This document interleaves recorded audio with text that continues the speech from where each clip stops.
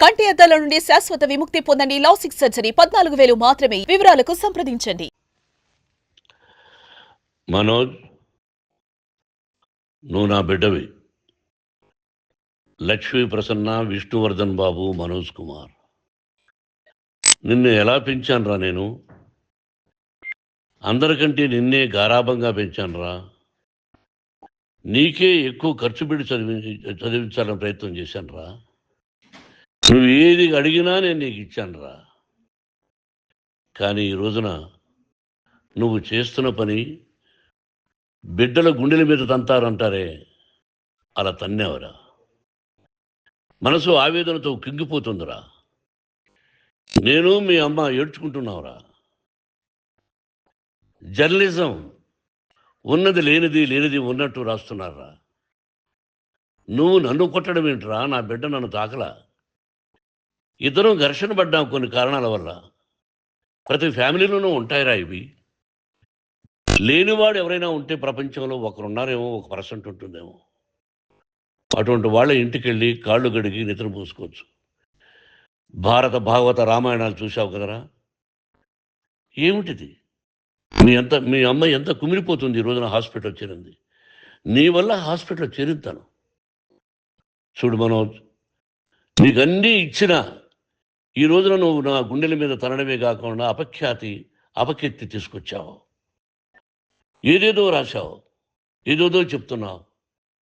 కొంతమంది జర్నలిస్టులు ఉన్నది లేనిది, లేనిది ఉన్నట్టు రాసే వాళ్ళ తత్వం వాళ్ళకి ఎందుకంటే టీఆర్పీ పెరగాలి. ఇది వాళ్ళ నైజం. మనం మార్చలేము.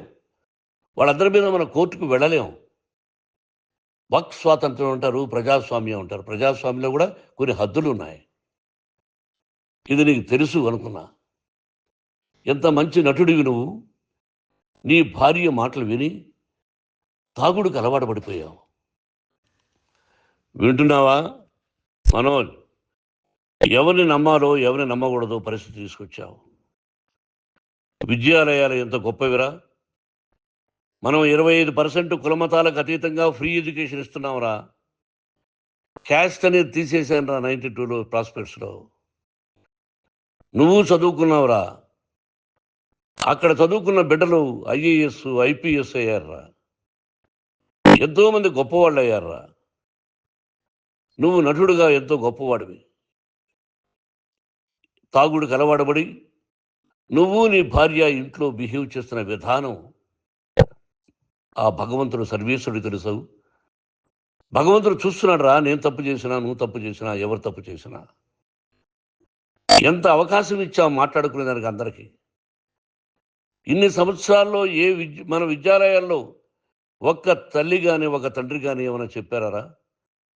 ఆ బిడ్డలు మన బిడ్డలు రా. మీరెంతో నాకు అక్కడ ఉన్నవాడు కూడా నా కూతుర్లు, నా కుమారులు. ఎంతమందికి ఫ్రీ ఎడ్యుకేషన్ ఇస్తున్నావు. వాడి దగ్గర ఏది ఆశించలా. నువ్వు ఎందుకు ఇలా తయారైపోయావు? ఎందుకు ఇంట్లో ఉండే పని వాళ్ళందరినీ కొడుతున్నావు? పనివాడు వాడు పని చేసుకోవడానికి మన ఇంటికి వచ్చాడు రా. ఆ పనివాడిని కొట్టడం చాలా మహాపాపంరా. నేను వేరురా. నేను దండించడం వేరురా. నేను ఎవరిని ఆ చిన్న చిన్న వాళ్ళని కొట్టి ఇచ్చేసి చేయలేదురా. సినిమా ఇండస్ట్రీలో మోహన్ బాబు కొడతాడు, తిడతాడు అంటే అది షూటింగ్లో జరిగి ఉండొచ్చేమో.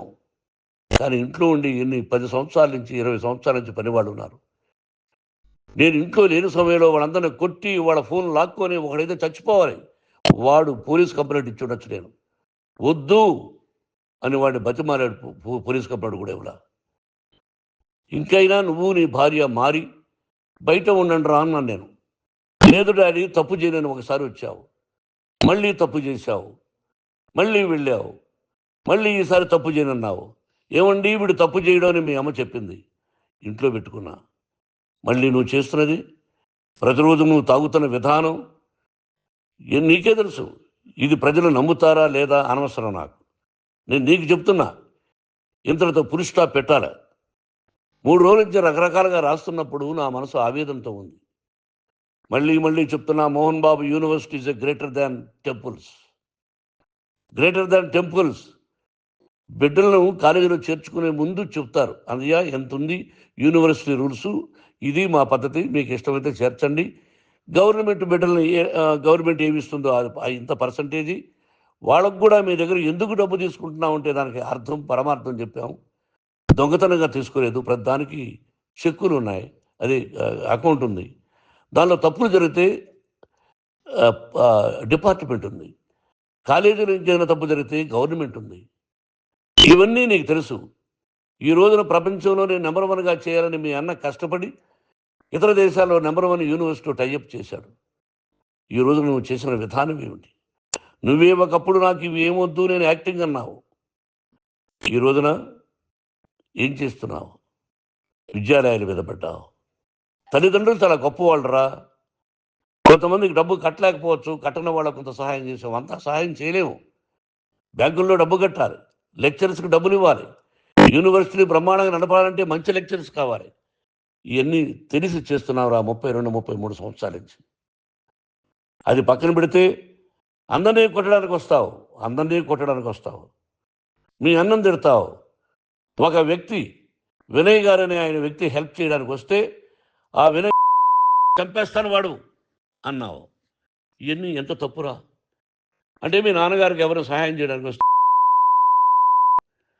చంపేస్తానంటావు, మీ అన్నను చంపేస్తానన్నావు. చంపరా చూద్దాం మీ అన్న, నేనే అన్నా. తాకరా నీ ధైర్యం ఉంటే అన్నా. ఎంతమందిని చంపాలనుకుంటున్నావు, ఎంతమందిని చేయాలనుకుంటున్నావు, నువ్వు ఏం సాధించాలనుకుంటున్నావు?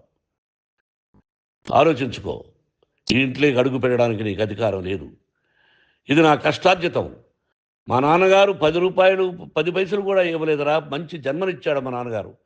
మద్రాసుకు వెళ్ళి వీధుల్లో అడుగు తిన్నాను రా, ఒక పూట కూడా భోజనం లేకుండా అడుగు తిన్నాను రా.